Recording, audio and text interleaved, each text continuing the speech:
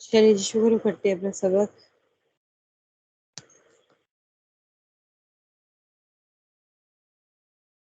سبحانك لا علم لنا إلا ما علمتنا وعلمنا ما ينفعنا وزدنا علما.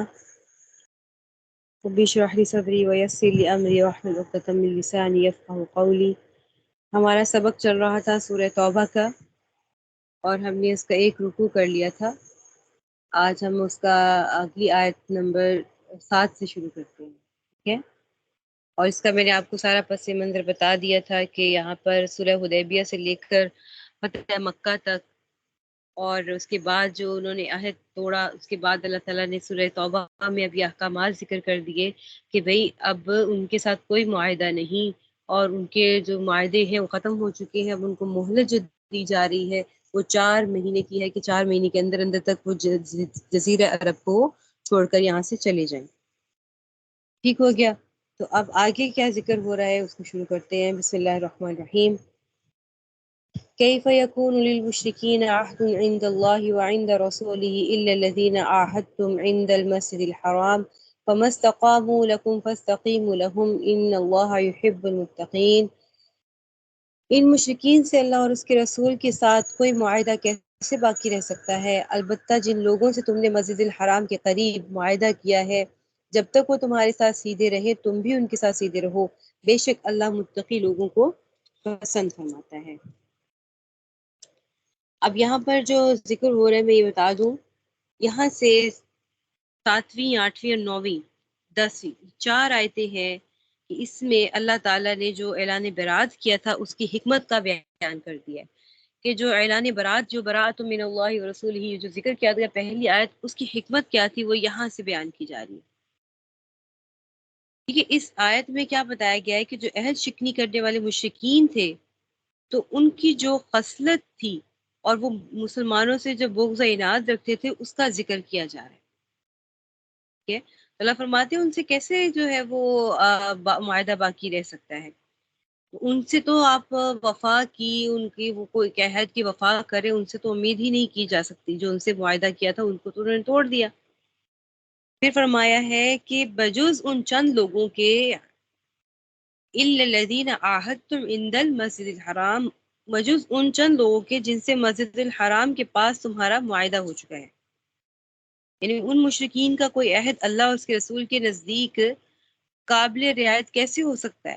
لیکن ان لوگوں کو چھوٹ دی جاتی ہے جنہوں نے تم سے عہد کیا مسجد حرام کے باہر کے پاس.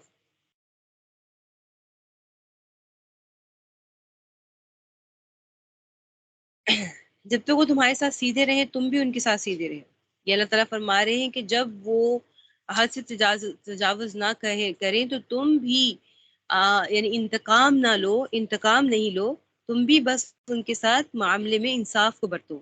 یعنی مسلمان کو بھی انصاف کرنے کا حکم دیا گیا ہے کہ یہ نہیں کہ اب وہ تمہارے ساتھ سیدھے چل رہے ہیں تو تم سیدھے نہیں چلو اور تم ان سے کسی اور چیز کا انتقام لو، تو یہ چیز اچھی نہیں ہے، یہ چیز قابل ستائش نہیں ہے. ٹھیک ہے. یہیں پہ یہی بتائی جا رہا ہے یہاں سے فَمَسْتَقَامُوا لَكُمْ فَاسْتَقِیمُوا لَهُمْ. اس سے کیا پہلو نکل رہا ہے کہ اگر کفار کے مقابلے پر بھی اگر وہ آئیں، اگر سچائی پر رہنے پھر بھی سچائی پر قائم رہو آپ، اور ان کے متعلق مبالغہ آمیزی نہیں کریں.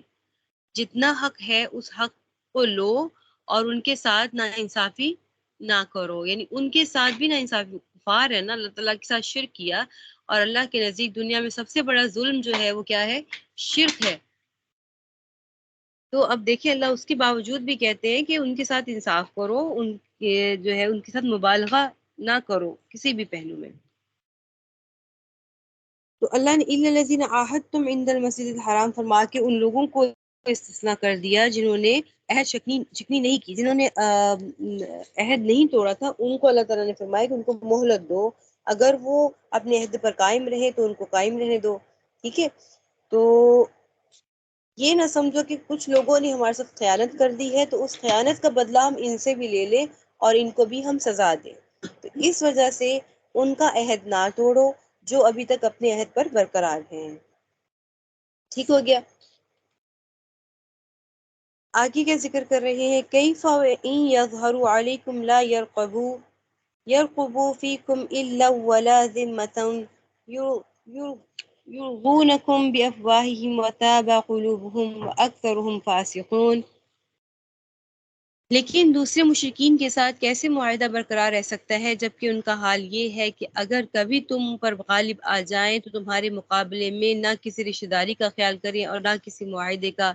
یہ تمہیں اپنی زبانی باتوں سے راضی کرنا چاہتے ہیں، حالانکہ ان کے دل انکار کرتے ہیں اور ان میں سے اکثر لوگ ناواقف ہیں، نافرمان ہیں۔ فاسقون، اکثر لوگ اس میں سے نافرمان ہیں۔ اب یہاں پر کیا ذکر کیا جا رہا ہے؟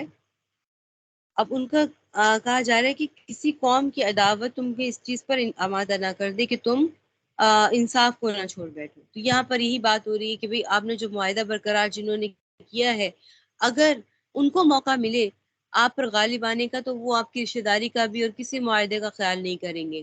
تو آپ اپنے یہ نہ کریں کہ اگر کوئی آپ میں سے کوئی ایک دو معاہدہ چھوڑتا ہے تو آپ اس کی سزا دوسروں کو دیں۔ ٹھیک ہے، تو جس نے معاہدہ برقرار رکھا ہے اس کے ساتھ تو آپ ٹھیک رہے، اور جو معاہدہ برقرار نہیں رکھتا اس کے بارے میں کبھی یہ خیال نہ آئے کہ یہ تو میرا رشتہ دار ہے، چلو ہم اس کے لیے نرم دل رکھ لیں۔ تو اللہ فرماتے ہیں کہ تمہارے رشتہ دار ہونے کے باوجود اگر ان کو تم پہ غلبہ دیا جائے گا تو وہ تم سے کسی بھی طریقے کی ہمدردی نہیں رکھیں گے اور تمہارے مقابلے میں آئیں گے اور تمہیں قتل کریں گے۔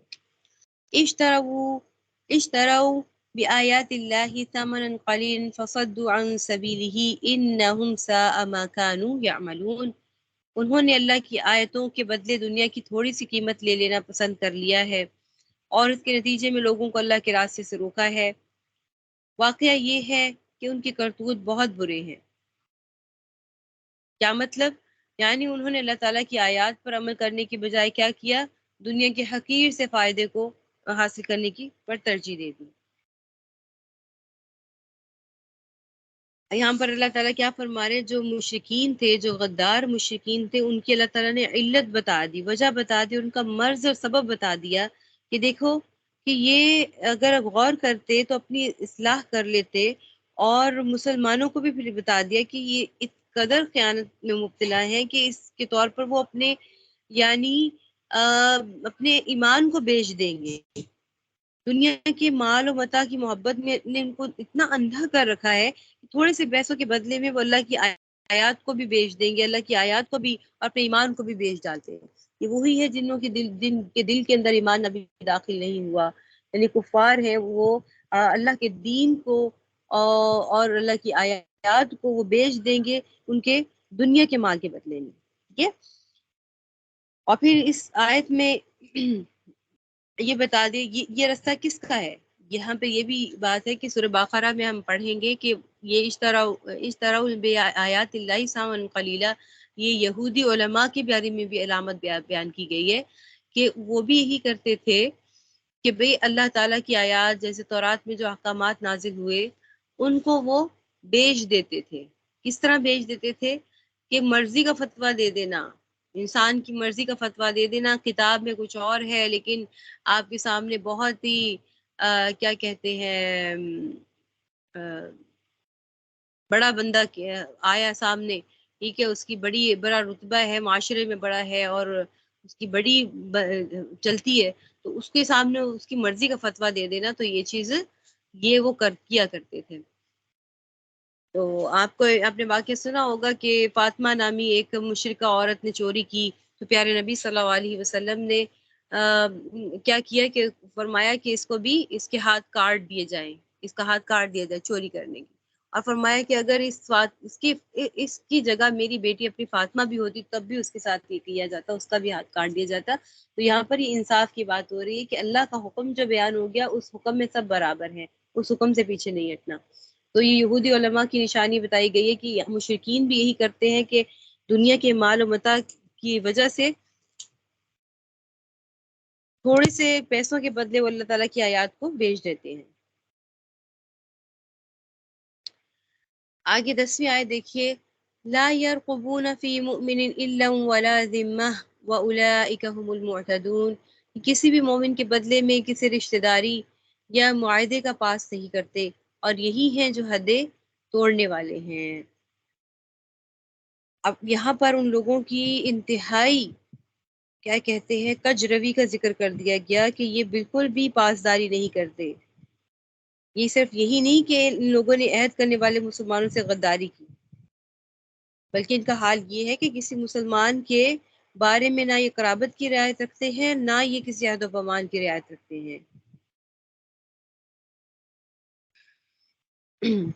تو اللہ تعالیٰ نے ان کی حالات بتا کر کیا واضح کرنا چاہا کہ مسلمان ان سے ہمیشہ کے لیے بیزار ہو جائیں کہ یہ جو مشرکین ہیں مسلمانوں کے لیے تھوڑا سا بھی نرم دل نہیں رکھتے. اللہ تعالیٰ نے ان آیات میں یہ بتا دیا کہ مسلمان یہ نہ سمجھے کہ ہمارے رشتہ دار ہیں یا ہم ان سے کوئی نرمی کا برتاؤ کریں گے تو یہ ہمارے ساتھ نرمی کا برتاؤ کریں گے.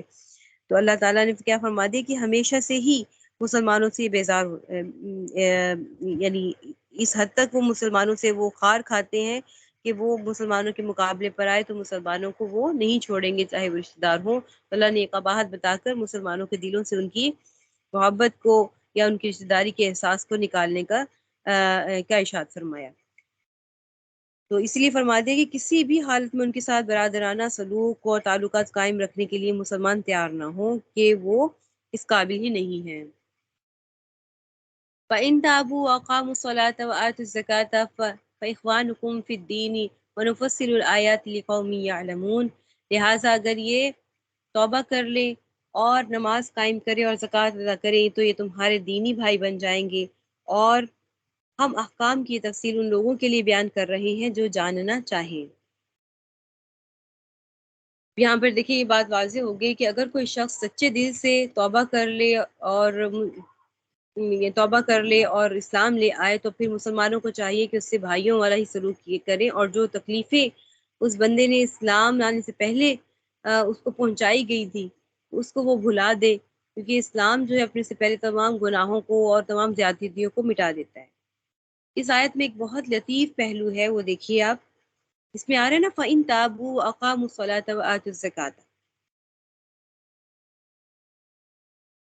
اس میں کیا بتایا جا رہا ہے کہ کوئی کتنا ہی بڑا دشمن ہو، کتنی ہی اس کی ایذا رسائی کی گئی ہو، لیکن جب وہ مسلمان ہو گیا تو جس طریقے سے اللہ تعالیٰ اس کے تمام گناہوں کو معاف کر دیتے ہیں، تو اسی طریقے سے مسلمانوں پر بھی لازم ہو جاتا ہے کہ سب معاملات کو بھلا دیں اللہ کی خاطر، اور اس کو پھر آج سے جس دن اسلام لے کر آیا اس کو اپنا دینی بھائی سمجھیں اور پھر اس کے ساتھ برادرانہ تعلق کو استوار کریں.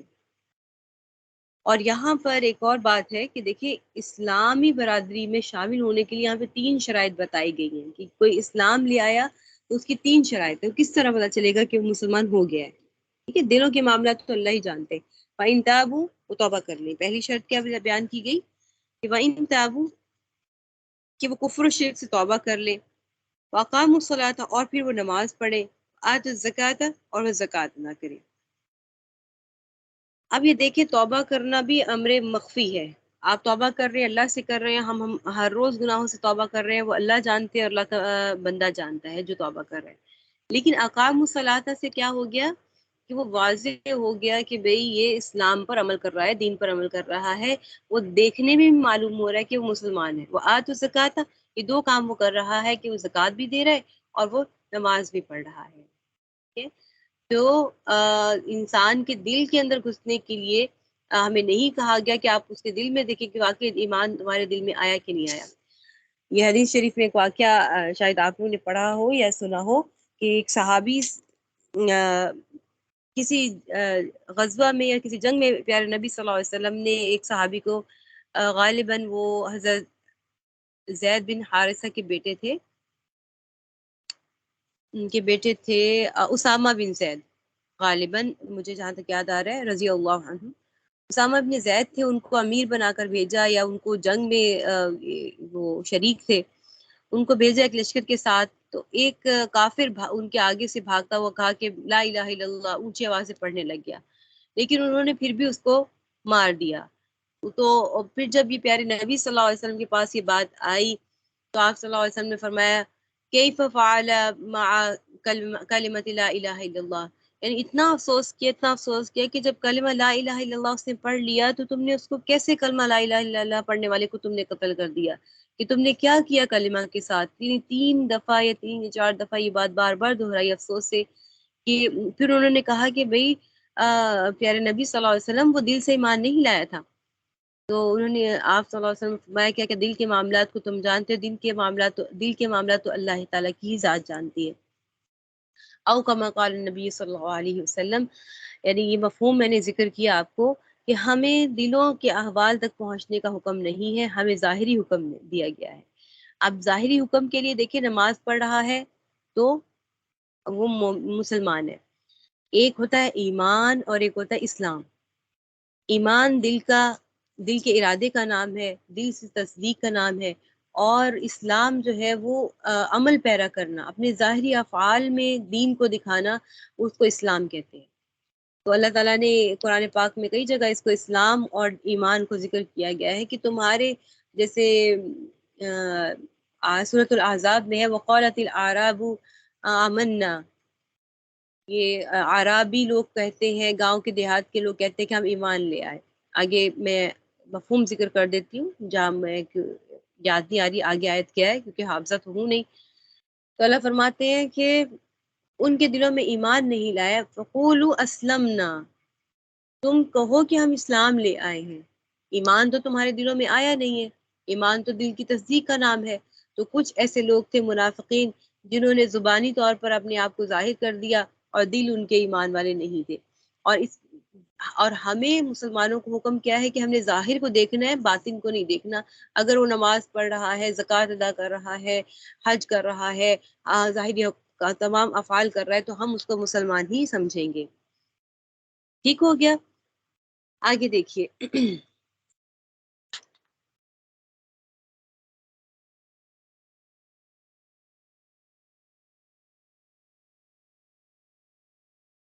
اچھا، یہاں پر پھر ایک اور بات حضرت ابن عباس رضی اللہ عنہ سے منقول ہے کہ انہوں نے اس آیت سے کیا نکالا کہ اہل قبلہ کے لیے مسلمانوں کے خون کو حرام کر دیا گیا ہے اس آیت کے مفہوم میں.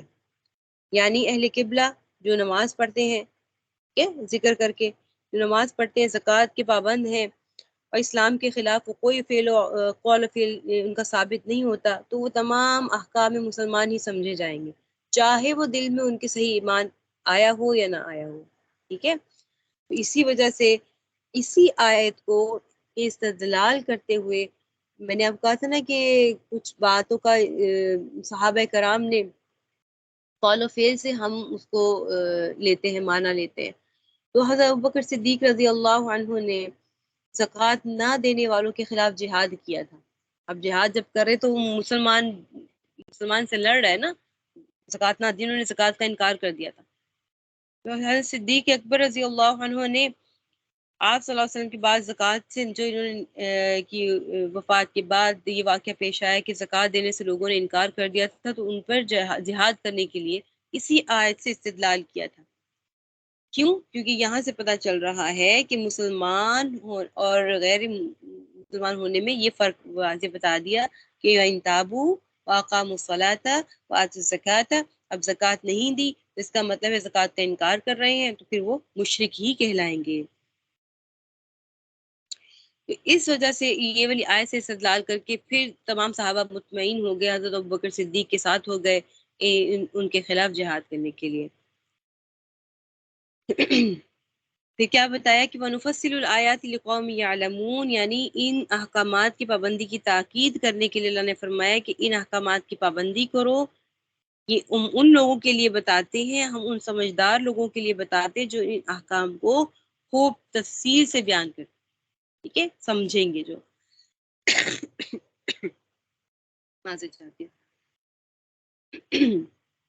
آگے دیکھیے وَإِن نَكَثُوا أَيْمَانَهُم مِّن بَعْدِ عَهْدِهِمْ وَطَعَنُوا فِي دِينِكُمْ فَقَاتِلُوا أَئِمَّةَ الْكُفْرِ إِنَّهُمْ لَا أَيْمَانَ لَهُمْ لَعَلَّهُمْ يَنْتَهُونَ.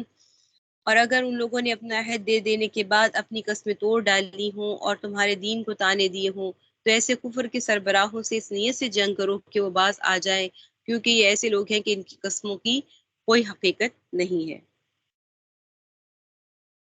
اب اس میں کیا فرما رہے ہیں کہ یعنی جو لوگ اپنے معاہدے اور قسموں کو توڑ دیں اور مسلمان بھی نہ ہوں تو اور مسلمانوں کے اوپر وہ طعن و تشنیع کرتے رہیں، تو ان کفر کے پیشواؤں کے ساتھ جنگ کرو. اب یہاں پر کیا ذکر کیا؟ فقاتلوا ائمۃ الکفر، ائمہ فرمایا گیا، کفر کے امام فرمایا گیا یہاں پہ کہ ان کے ساتھ قتال کرو. ٹھیک ہے. اچھا،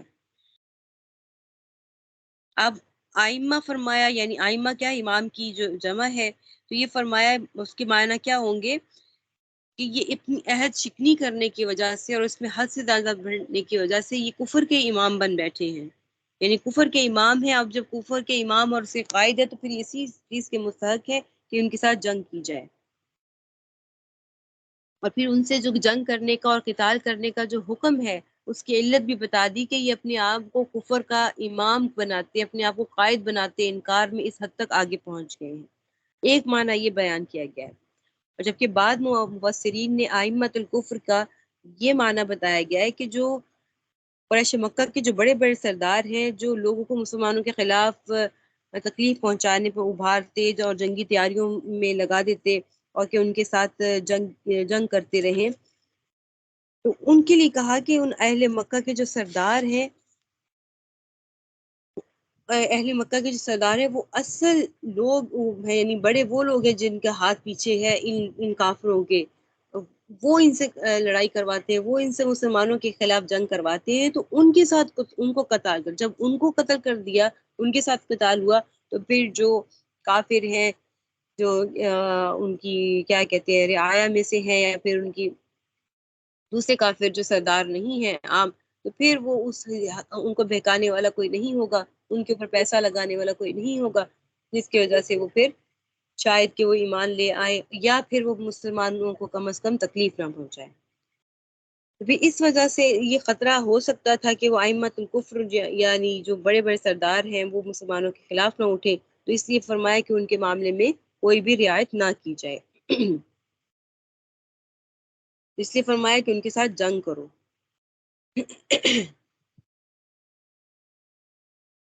اچھا جی، آگے یہاں پر ایک اور بات ائمۃ الکفر سے پہلے بات آ رہی ہوتا انو فی دینکم، اور تمہارے دین کے بارے میں تانے دیتے. دیکھیے، تانے دینا، کوئی آپ کے دین کے بارے میں آپ کے پر کوئی سوال اٹھاتا ہے، تنقید کرتا ہے، احکام و مسائل کی تحقیق میں آپ نے کوئی مسئلہ نکالا، کوئی حکم نکالا اور اس میں کوئی آپ کے تنقید کرتا ہے، تو یہ تنقید کرنا جائز ہے. بھی تنقید کرنے کی اجازت ہے، کسی بھی کافر کو اجازت ہے. لیکن طعنہ اور تشنیع کرنا، مسلمانوں کی اہانت کرنا اور تحقیر کرنا، یہ منع ہے. ٹھیک ہو گیا؟ تو یہاں پر کیا مراد لیا جا رہا ہے؟ تعانو، یہاں سے مراد یہی لیا جا رہا ہے کہ تمہارے احکامات کے مسائل میں اس کی تحقیق میں کوئی تنقید کرتا ہے تو اس کی اجازت ہے، لیکن ان کو اس چیز کی اجازت نہ دی جائے کہ وہ تمہیں تکلیف پہنچائے یا مسلمانوں کی تحقیر کرے. تو اسی لیے دیکھیے کہ اسلام کے اندر، دارالاسلام کے اندر جو غیر مسلم ہیں جو رہتے ہیں ان کو تنقید، علمی تنقید کی اجازت دی جاتی ہے، لیکن اسلام پر طعنہ زنی کرنے کی اور تحقیر کرنے کی اجازت نہیں دی جاتی. پھر فرمایا انہم لا ایمان لہم، یعنی ایسے لوگ ہیں کہ ان کی قسم کا کوئی اعتبار نہیں ہے، کیونکہ یہ لوگ کیا کرتے ہیں؟ یہ تو قسم توڑتے رہتے ہیں اور عہد شکنی کرنے کی عادی ہو چکے ہیں. ٹھیک ہو گیا؟ پھر اس میں آگے یہ بھی بتایا لعلہم ینتہون، کہ تاکہ وہ باز آ جائیں. یہ نہیں فرمایا کہ دیکھیں ان کے وَإِن نَكَثُوا، اگر وہ عہد توڑنے کے بعد اپنی قسمیں توڑ ڈالیں تو ان سے جنگ کرو تاکہ وہ باز آ جائیں. لعلہم ینتہون، باز آ جانے کا کیا مطلب ہے؟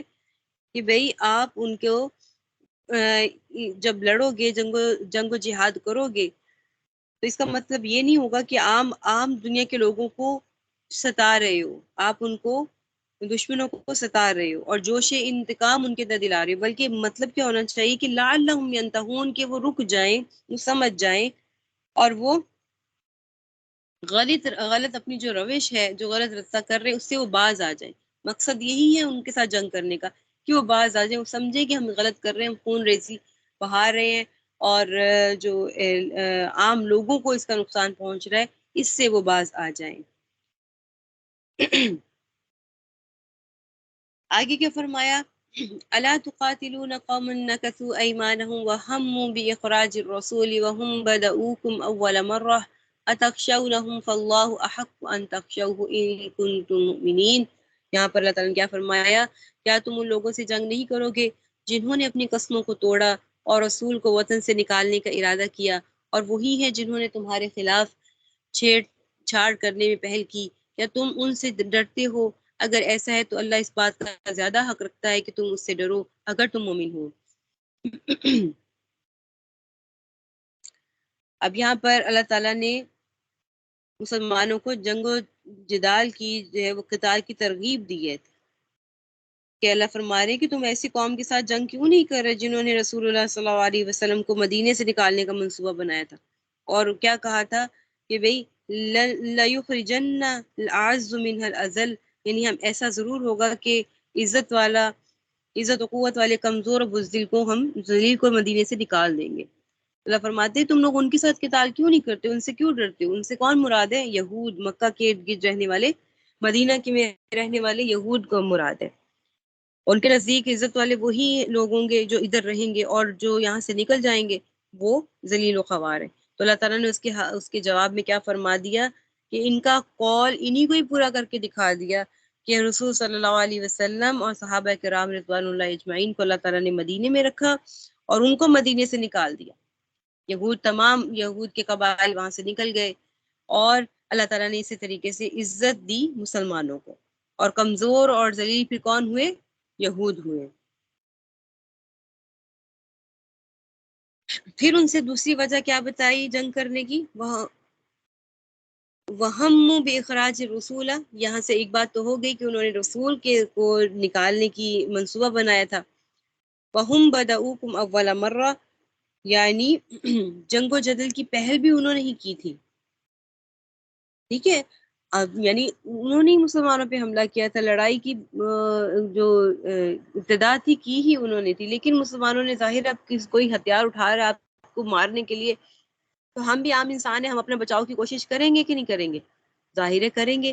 تو اب تو مسلمان صرف اپنی مدافعت کر رہے تھے، وہ مدافعاتی کارروائی کر رہے تھے، اور یہ تو اللہ تعالیٰ نے فطرت بنا دی. فطرت سلیمہ یہی ہے کہ ہر کوئی اپنے بچاؤ کی کوشش کرتا ہے. تو اسی لیے کہتے ہیں نا کہ جو ڈاکہ زنی میں جو ڈاکو اگر کسی کو مار جائے، گھر میں آ کر ڈاکہ زنی کرنے کے لیے آئے اور وہ قتل کر دے، تو وہ قتل ہونے والا شہید کہلائے گا. ٹھیک ہے، کیونکہ وہ اس وقت مظلوم ہے، اور وہ اگر اپنے بچاؤ کے لیے اس کو مار دیتا ہے، ٹھیک ہے، وہ اپنے بچاؤ کے لیے مار سکتا ہے اس کو اپنی جان کی حفاظت کے لیے. پھر تیسری بات اس میں کیا فرمائی ہے؟ اتخشونہم، یعنی تم ان سے ڈرتے ہو. اور مسلمانوں کے دلوں سے ان لوگوں کا رعب نکالنے کے لیے اللہ تعالیٰ نے فرما دیا کہ تم ان سے ڈرتے ہو. واللہ احق ان تخشوہ، اللہ تعالیٰ زیادہ حقدار ہے کہ اللہ تعالیٰ کو خوف رکھو. ٹھیک ہے، اور کیوں؟ کیونکہ اللہ کی طرح کے عذاب دینے والا کوئی نہیں ہے، اللہ کے علاوہ کوئی ایسی طاقت نہیں ہے جو عذاب دے سکے ایسا. ان کنتم مومنین فرما کر اللہ تعالیٰ نے کیا بتا دیا کہ غیر اللہ سے ڈرنا کس کا کام ہے؟ کافر کا کام ہے. اور اللہ سے ڈرنے کا کام کس کا ہے؟ مومن کا. یعنی مومن مسلمان ایسا کام نہیں کر سکتا، وہ صرف اللہ ہی کی مدد چاہتا ہے اور اللہ سے ہی ڈرتا ہے. قاتلوہم یعذبہم اللہ بأیدیکم ویخزیہم وینصرکم علیہم ویشفی صدور قوم مؤمنین. ان سے جنگ کرو تاکہ اللہ تمہارے ہاتھوں سے ان کو سزا دلوائے، انہیں رسوا کرے، ان کے خلاف تمہاری مدد کرے اور مومنوں کے دل ٹھنڈے کر دے. اب یہ دیکھیں اس میں 14ویں اور 15ویں آیت بھی پڑھ لیتے ہیں. وَيُذْهِبُ غَيْظَ قُلُوبِهِمْ وَيَتُوبُ اللَّهُ عَلَى مَن يَشَاءُ وَاللَّهُ عَلِيمٌ حَكِيمٌ. اور ان کے دل کی دھڑکن اور ان کے دل کی کڑہن کو دور کر دے. غیظ قلوبہم، ان کے دل کی جو کڑہن ہے، دل میں جو غم ہے، جو وہ کڑ رہے ہیں کہ بھی ہم پر ظلم کیے گئے، وہ مسلمان اس دل ان کے بہت زیادہ کیا کہتے ہیں دکھی تھے اس معاملے میں. تو اللہ فرماتے ہیں اس وجہ سے ہم نے ان کو اس طریقے سے کیا کہ تمہارے ہاتھوں سے ان کو سزا دلوائے. اور جس کی چاہے توبہ قبول کر لے، اور اللہ کا علم بھی کامل ہے، حکمت بھی کامل ہے. معذرت 2 منٹ دیجیے گا مجھے ذرا.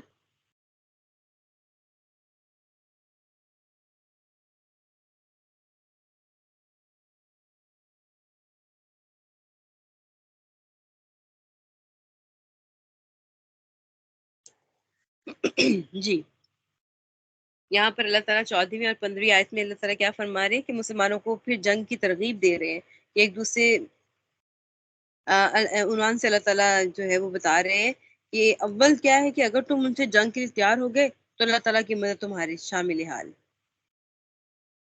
ٹھیک ہے؟ تو اللہ تعالیٰ کی عذاب کی قوم مستحق ہوگی، پھر یعذبہم اللہ بأیدیکم، یعنی یہ عذاب ایسا ہوگا کہ اللہ کی طرف سے تو ہوگا لیکن تمہارے ہاتھوں سے دیا جائے گا، یعنی تمہارے ہاتھوں سے ان پر عذاب آئے گا، یعنی اللہ تعالیٰ کی طرف سے ایسی مدد آئے گی کہ اللہ تمہارے ہاتھوں سے ان کو عذاب دے گا۔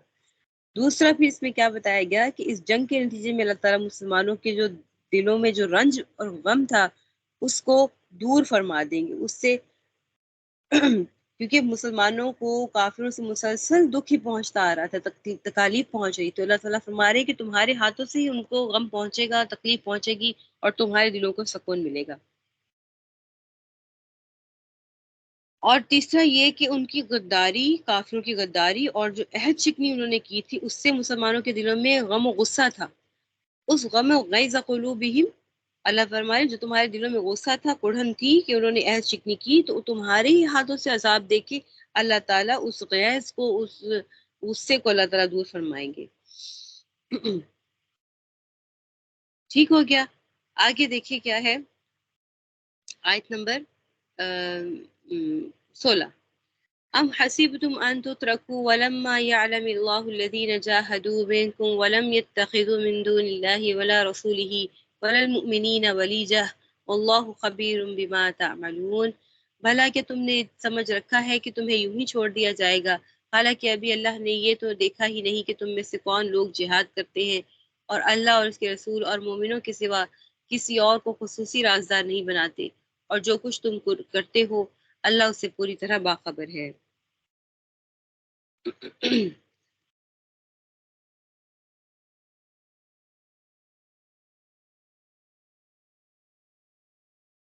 اچھا، یہاں پر اللہ تعالیٰ 16ویں آیت میں کیا فرما رہے ہیں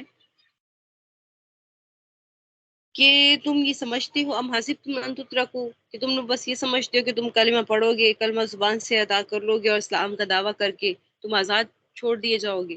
نہیں، یہ ان کے لیے ہے کہ دیکھیے صحابہ کرام نے تو اللہ کے راستے میں جہاد کیا نا، اپنی جانیں قربان کی، اللہ نے ان کو آزمایا۔ اب یہ ان کی بات ہو رہی ہے فتح مکہ کے بعد جو مسلمان ہو گئے اور جنہوں نے ابھی تک جہاد نہیں کیا تھا، ان کو کہا جا رہا ہے کہ اللہ تعالیٰ تمہارے ایمان کو آزمائیں گے، ٹھیک ہے؟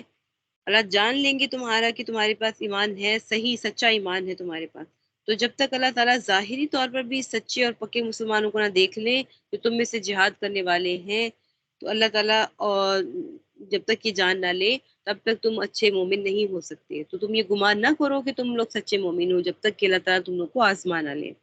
اسی لیے اللہ کے پاس نزدیک جو جتنا ہوتا ہے اللہ تعالیٰ اس کو اتنا ہی آزماتے ہیں۔ یہ نہیں سمجھنا چاہیے کہ میں اللہ صلی اللہ علیہ وسلم کے رستے سے دھتکارا گیا اور اللہ تعالیٰ مجھے آزمائشوں میں ڈال رہے ہیں اور اتنی آزمائشیں مجھ پر آ رہی ہیں پے در پہ، تو اللہ جتنا آزماتے ہیں اللہ اتنا ہی اپنے بندے کو نکھارنا چاہتے ہیں اور اللہ تعالیٰ اتنا ہی اس کو اپنا بنانا چاہتے ہیں، تو یہ سمجھنا نہیں چاہیے۔ تو اسی آیت سے یہ بھی ہے کہ ہمیں بھی اپنے معاملات میں صبر سے کام لینا چاہیے اور اللہ سے آزمائش نہیں مانگنی چاہیے۔ پیارے نبی صلی اللہ علیہ وسلم نے فرمایا، ایک دفعہ ایک صحابی دعا کر رہے تھے کہ اللہ معطینی صبر، مجھے صبر عطا کیجیے اللہ جی، تو آپ صلی اللہ علیہ وسلم نے ان کو منع کیا، بلکہ ایک طرف سے ڈانٹا کہ بھئی تم صبر کیوں مانگ رہے ہو؟ صبر تم مانگ رہے ہو اس کا مطلب ہے تم آزمائش چاہتے ہو کہ تم پر آزمائش آئے پھر صبر کرو، یعنی آزمائش کی وجہ سے صبر کیا جاتا ہے نا، تو تم تو پھر آزمائش مانگ رہے ہو۔ تمہیں چاہیے کہ تم اللہ تعالیٰ سے دعا کرو، اللہم انی اسألک المعافات، اللہ پاک میں آپ سے عافیت چاہتا ہوں، عافیت کی دعا کرو۔ اسی لیے کہتے ہیں سب سے چھوٹی اور جامع دعا کیا ہے؟ عافیت کی دعا ہے، کہ ہمیں اللہ پاک تمام آزمائشوں سے بھی عافیت میں رکھے۔ جس پر آزمائش آ جائے تو اس کے ایمان کو بھی آزمایا جاتا ہے، اس لیے تو کہتے ہیں نا کہ مایوسی کفر تک پہنچا دیتی ہے، اور فقر سے، ایسے فقر سے پناہ مانگی گئی ہے جو اللہ تعالیٰ کے کفر تک پہنچا دے، تو نعوذ باللہ من ذالک، تو ایسی آزمائشوں سے پناہ مانگنی چاہیے جو اللہ تعالیٰ کے نافرمانی پر جو ہے وہ آمادہ کر دے، تو آزمائش سے ہمیشہ معافی مانگیں۔ لیکن اگر آزمائش آ گئی اللہ کی طرف سے تو پھر اس پر صبر کرنا چاہیے اور اللہ سے راضی رہنا چاہیے، ٹھیک ہے؟ اور یہ دعا کثرت سے پڑھنی چاہیے جو بھی حالات آ جائیں. رضیت باللہ ربا وبالاسلام دینا وبمحمد صلی اللہ علیہ وسلم نبیہ. یہ چھوٹی چھوٹی دعائیں ہیں، پیارے نبی صلی اللہ علیہ وسلم سے منقول ہیں، یہ پڑھیں.